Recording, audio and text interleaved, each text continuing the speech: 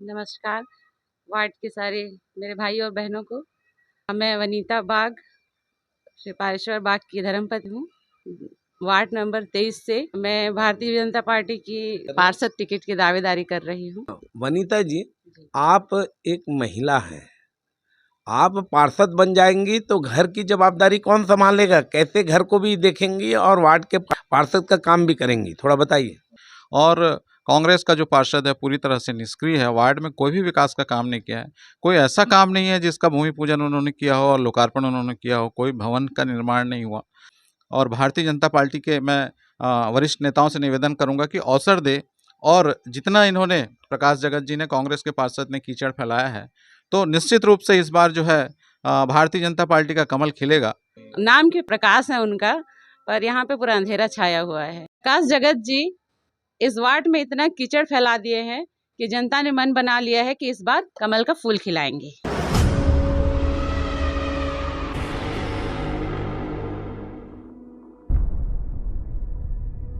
जय जोहार छत्तीसगढ़। आप मन देखा तो न्यूज़ 72।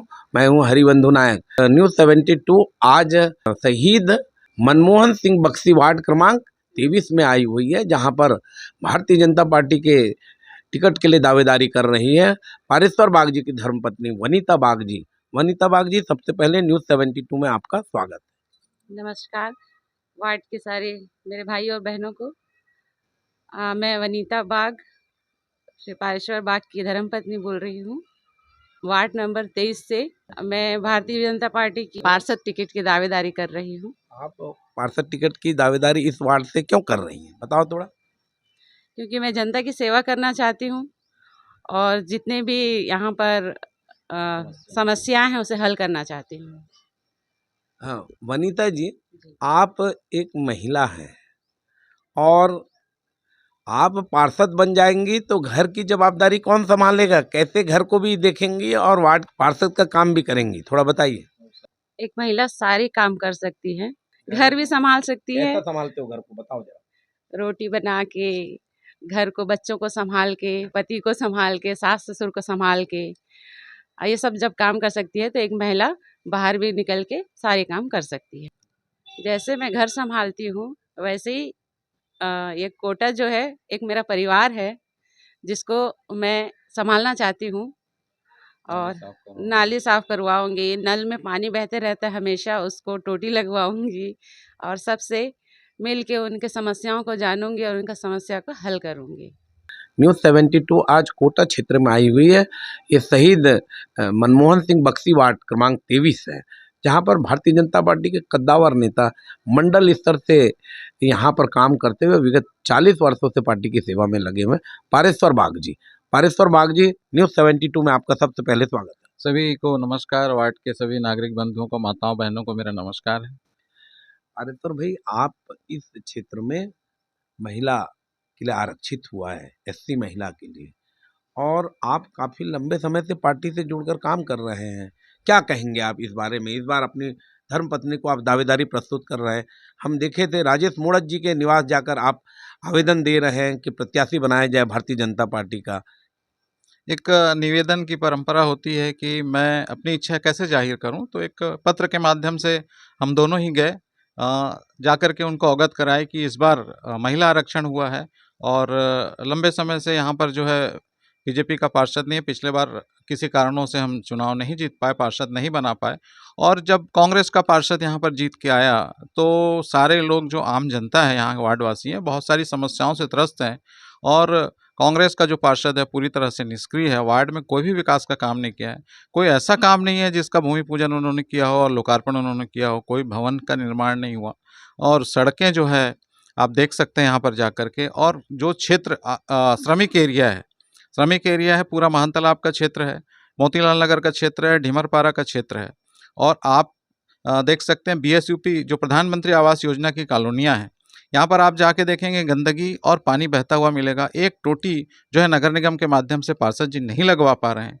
और पूरी जो क्षेत्र है पूरा कीचड़ से भरपूर है। नालियाँ साफ़ होती है, साफ़ होने का मात्र ढोंग है, क्योंकि कचरा निकालते हैं और नाली के बाजू में रखते हैं और फिर से वही कचरा जो है नाली में चला जाता है, और जिसके कारण मच्छर पनपते हैं और लोग अनेक प्रकार की बीमारियों से मच्छर के काटने से जो है ग्रस्त है। और मैं तो चाहूँगा कि इस बार जनता और भारतीय जनता पार्टी के मैं वरिष्ठ नेताओं से निवेदन करूंगा कि अवसर दे, और जितना इन्होंने प्रकाश जगत जी ने, कांग्रेस के पार्षद ने कीचड़ फैलाया है, तो निश्चित रूप से इस बार जो है भारतीय जनता पार्टी का कमल खिलेगा, ये मेरा विश्वास है।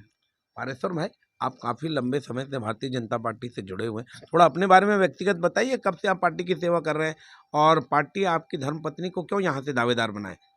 मैं लगभग बाल्यकाल से ही स्वयंसेवक रहा हूँ। हाँ, बाल्यकाल से ही स्वयंसेवक रहा हूँ, और स्वयंसेवक रहते हुए जो है हमारे एक यहाँ के नेता हुआ करते थे ठाकुर हीरा सिंह, और उन्हीं के सानिध्य में मैं उनकी साइकिल के पीछे में बैठ के मैं भारतीय जनता पार्टी के कार्यक्रमों में जाता था।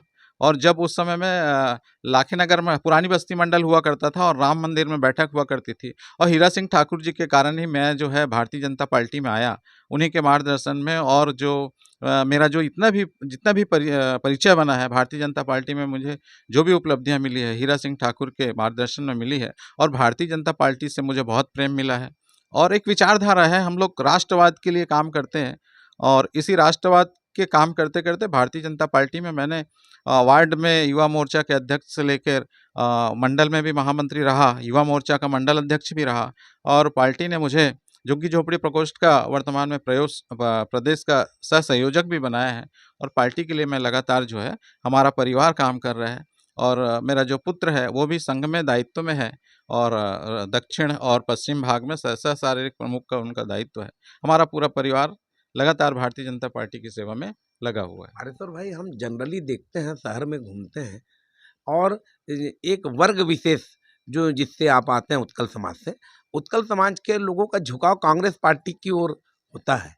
आपका ये कैसे विपरीत दिशा में चला गया, थोड़ा बताइए, जनता जानना चाहती है। देखिए क्या है, उत्कल समाज का जो झुकाव है, आपका ऐसा कहना है, मैं नहीं मानता।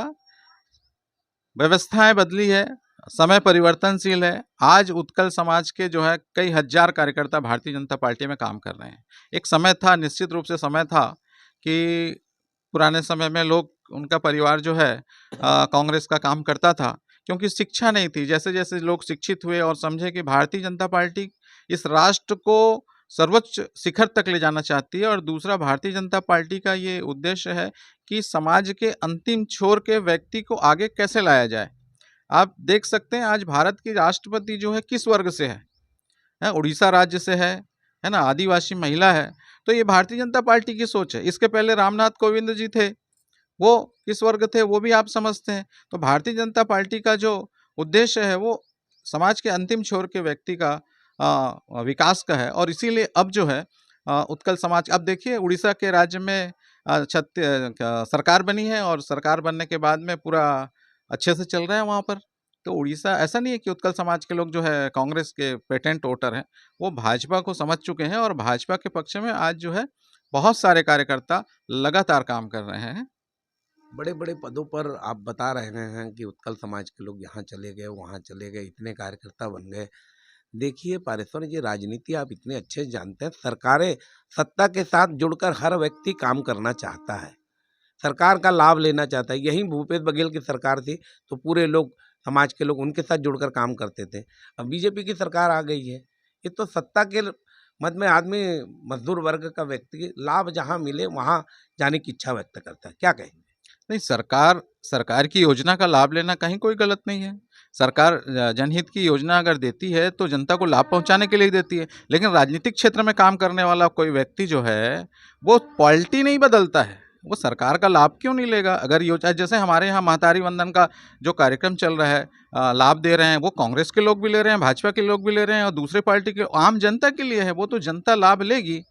लेकिन अगर कोई व्यक्ति, देखिए मैं आपको बताता हूँ, आज हमारे प्रदेश के अंदर में किशोर महानंद जी हमारे समाज से हैं, वो प्रदेश के मंत्री हैं। आपको ये भी जानकारी होगी कि श्याम तांडी जी को भारतीय जनता पार्टी ने पिछले विधानसभा चुनाव में जो है विधानसभा की टिकट देकर उसको रायपाली से लड़ाए थे। तो ये हमारे समाज के लोगों को लगातार ऊपर की ओर, अभी पुरंदर मिश्रा जी उत्कल समाज के हैं, उनको विधायक हैं आज रायपुर उत्तर के, और कई ऐसे कार्यकर्ता हैं जो आज हमारे बीच में नहीं है। नेमराज बाग जी हैं, कपिल सेनापति, ये लोग उस जमाने में काम किए जब भाजपा का काम कोई नहीं करता था। हम लोग कुछ चुनिंदा लोग थे जो भाजपा के काम करते थे। आज की तारीख में हम लोगों ने सबको जोड़ा, सभी मोहल्ले में जोड़ा और लोगों को समझाने की कोशिश किया कि भारतीय जनता पार्टी एक ऐसा पार्टी है जो सबको साथ लेके जाना चाहती है और सबका विकास करना चाहती है। पारेश्वर बाग जी, आप किशोर महानंद का उदाहरण दिए, बहुत अच्छी बात है। संगठन में उनको मंत्री बनाया गया है, उसी प्रकार उनको कोई सत्ता में कोई कैबिनेट मंत्री का दर्जा क्यों नहीं दिया जा रहा है, कोई बड़े निगम मंडल का अध्यक्ष बना के, ताकि वो ज्यादा से ज्यादा उस वर्ग के लोगों को लाभ पहुंचा सके। संगठन में तो बड़ा काम होता है, संगठन में खाली अपना खर्चा का काम होता है, हम व्यवहारिक भाषा में कहें तो।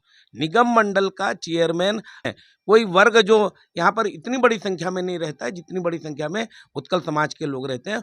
उन लोगों को काहे को उपकृत नहीं किया जा रहा है भारतीय जनता पार्टी में निगम मंडल में चेयरमैन बनाकर, जिससे कि वो समाज का भला कर सके। निगम मंडल की जहाँ तक की बात है, तो अभी मंत्रिमंडल का विस्तार शेष है। कुछ आयोग में अभी नियुक्तियां हुई है और पार्टी सबको देखती है, उनके काम के आधार पर जो है उनकी नियुक्ति होगी, चाहे वो किसी भी वर्ग का हो। एक समाज का ही वर्ग का है, उसका समाज का संरक्षण, आरक्षित सीट तो कहीं कुछ नहीं है। इसलिए अगर भारतीय जनता पार्टी उनको प्रदेश में एक महत्वपूर्ण जिम्मेदारी दी है, तो निश्चित रूप से आने वाले समय में किसी न किसी कार्यकर्ता को प्रदेश के अंदर, सत्ता के अंदर निगम मंडल आयोग जो भी है उसमें व्यवस्था करेगी पार्टी। ऐसे विष्णुदेव सरकार 1 साल हो चुके हैं छत्तीसगढ़ में, और देश में नरेंद्र मोदी की सरकार काम कर रही है। मोदी गारंटी पर काम हो रहा है, भारतीय जनता पार्टी के लोग कह रहे हैं। क्या कहेंगे, मोदी गारंटी कौन कौन सी दिख रही है छत्तीसगढ़ में? कहीं पर कांग्रेसियों का आरोप है, कहीं पर कोई काम नहीं दिख रहा है, सिर्फ पोस्टरों में माध्यम से कार्यक्रम का प्रचार प्रसार किया जा रहा है। क्या कहेंगे आप? कांग्रेसियों का कहना है पोस्टरों में प्रचार प्रसार दिख रहा है, जो काम हो रहा है उसी का प्रचार प्रसार हो रहा है। और ये तो जनता के बीच भ्रम फैलाने का काम करते हैं और ये लोग लगातार भ्रम फैलाए। 5 साल के अंदर इनको जनता ने मौका दिया था और मौका देने के बाद में उन्होंने इतना कीचड़ कर दिया, इतने घोटाले कर दिए कि जनता को विवश होकर पूर्ण बहुमत में भारतीय जनता पार्टी को वापस लेकर के आई। ये पहले कांग्रेस के लोग जो आरोप लगा रहे हैं वो सोचें कि उनकी वापसी क्यों हो गई, वो वापस सत्ता से बेदखल क्यों हो गए, भारतीय जनता पार्टी सत्ता में क्यों आ गई। अगर हम काम नहीं किए होते और भारतीय जनता पार्टी काम नहीं करते, माननीय नरेंद्र मोदी की सरकार काम नहीं करती, तो हम वापस बिल्कुल भी नहीं आते। मोदी की गारंटी पर क्या कहेंगे, कौन कौन सी गारंटी मोदी की काम कर रही है विष्णुदेव सरकार में? 1 साल विष्णु सरकार के कामकाज पूरे हो चुके हैं, थोड़ा बताइए कौन कौन से काम जनहित में हो। देखिए, हमारी सरकार बनने से पहले हमने घोषणा किया था, भारतीय जनता पार्टी ने घोषणा किया था कि हम सरकार में आते ही महतारी वंदन योजना चालू करेंगे। चालू हो गया, सरकार में आने के 2 महीने के अंदर जो है महतारी वंदन योजना चालू हो गया। आज लाखों बहनों को उसका लाभ मिल रहा है। आवास, प्रधानमंत्री आवास योजना जो कांग्रेस के शासनकाल में रुका हुआ था, पेमेंट वापस चला जाता था, आज लोगों को आवास योजना के तहत विभिन्न कॉलोनियों में और जिनकी जमीन है उनको पैसा का आवंटन तत्काल हो रहा है। आप इस चीज को जाकर के ग्राउंड जीरो में जाकर के जिनका जिस मकान से तकलीफ में थे, आधा मकान बन गया, बेचारे लोग पंडाल रह के रहते थे, आज उनका मकान पूरा हुआ है ना। और किसानों को जो वादा किए थे कि हम बोनस देंगे, और आज 3100 रुपये में धान खरीदी हो रही है ना भाई। उसको जो है सरकार अपनी योजना के तहत पार्ट पेमेंट कर सकती है, ये हो रहा है, पेमेंट सबको हो रहा है, धान खरीदी में कोई दिक्कत नहीं है। और भी जितनी भी योजनाओं की गारंटी है, आप देखते हैं स्वास्थ्य के अंदर 5 लाख का इलाज हो रहा है। तो सारी योजनाएं जो इम्प्लीमेंट हो रही है, और आने वाले कुछ दिनों में जो गैस सिलेंडर की योजना सरकार में आने से पहले घोषित किए थे, वो भी लागू होने के कगार पे है। आप पेशे से वकालती करते हैं, बहुत अच्छे से आप कानून व्यवस्था को समझते हैं। 1 वर्ष विष्णु सरकार की यहाँ कामकाज पूर्ण हो चुके हैं, और आए दिन समाचार पत्र में कभी माने बलात्कार हो रहा है, कभी चैन स्केचिंग हो रहा है, कभी मर्डर हो रहा है, चाकू छुरी चल रहे हैं, गोलियां चल रही है, पूरा समाचार पत्र क्राइम से पटा रहता है। वकील साहब, थोड़ा बताइए ये कैसे हो रहा है?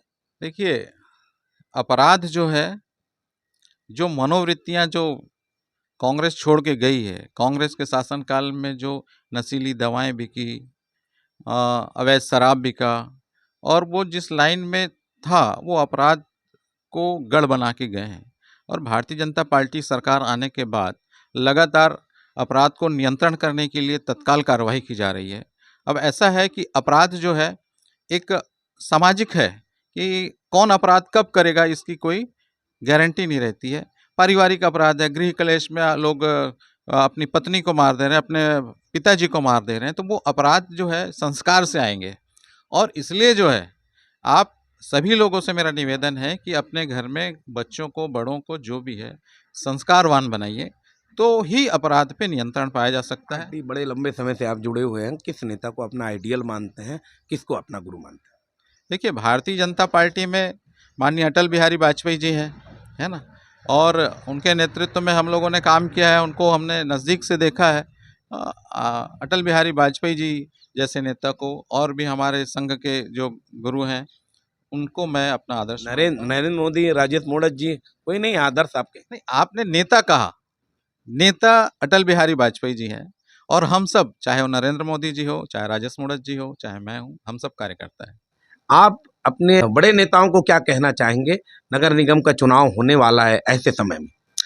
मैं अपने बड़े सभी नेताओं को हाथ जोड़कर निवेदन करना चाहूँगा कि बहुत लंबे समय के बाद में एक अवसर आया है और मैं लंबे समय से भारतीय जनता पार्टी में काम कर रहा हूँ और ये शहीद मनमोहन सिंह वार्ड क्रमांक 23 इस वर्ष जो है आरक्षित हुआ है अनुसूचित जाति वर्ग की महिला के लिए। और मैं चाहता हूँ कि इस समय सेवा का अवसर मेरी पत्नी को मिले और भारतीय जनता पार्टी जो है वनीता बाग जी को टिकट दे और निश्चित रूप से हम कमल खिलाएंगे, ये विश्वास दिलाता हूँ। ये थे पारेश्वर बाग जी, भारतीय जनता पार्टी के काफ़ी पुराने कार्यकर्ता हैं और कार्यकर्ता बनकर इस बार अपनी धर्मपत्नी वनीता बाग जी के लिए शहीद मनमोहन सिंह बक्सी वार्ड से अपनी दावेदारी प्रस्तुत कर रहे हैं, क्योंकि यह सीट महिलाओं के लिए आरक्षित हो चुका है, एससी महिला के लिए आरक्षित हुआ है। आप देखते रहे News 72, मैं हूँ हरिबंधु नायक। नमस्कार।